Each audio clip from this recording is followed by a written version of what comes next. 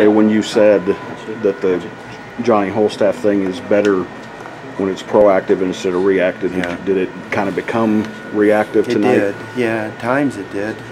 You know, I thought Zach could get us through 2 good innings. I did. He just had trouble getting his curveball over the plate, which is his bread and butter pitch. And you know, we got fortunate. We got out of that first inning, and then you know, Cade made a terrific throw, and we got out of the inning. And then the second inning began, and Zach unfortunately just kept falling behind on counts, and couldn't get his curveball over the plate. So when he'd have to lay his fastball in there, excuse me, they were able to get a couple of hits, but he walked a couple of batters.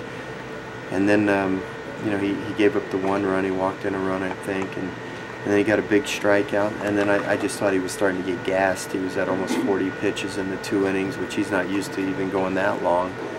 And I thought, you know, that Hunter could come in and throw some breaking balls and get us out of the inning, and just kind of surprised us a little bit that their 9-hole hitter swung at the first pitch. You know, AD called it first pitch fastball, which I thought was the right thing to do. And you know, their kid swung at the first pitch, and he kind of snuck that one on a 19 hopper in the hole there between first and second, and gave him 2 more runs.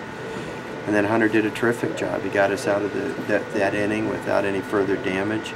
Got us through a second inning. But again, you know, Hunter, you know, the kind of pitcher that he is, he throws so many breaking balls that it's hard for him to go for a long time.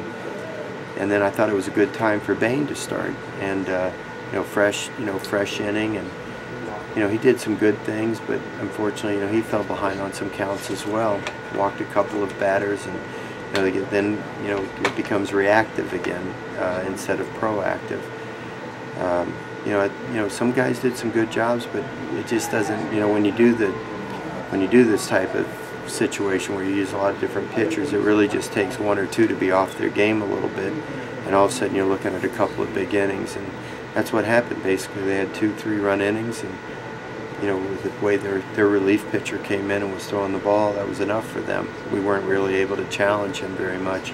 He pretty much overmatched us for about 4 or 5 innings there. And, you know, they got the lead and kind of just took the steam out of us. So it was tough to accept, but you know, you congratulate TCU. They played better than we did for the 2 games we played them, and we're just going to have to accept it and move forward. It's a bitter pill to swallow, because we came up here to win and you know, win the championship. But I think, you know, some of the limitations we have got exposed a little bit. And, you know, I think we're one of the 4 or 5 best teams in the country, no question about that.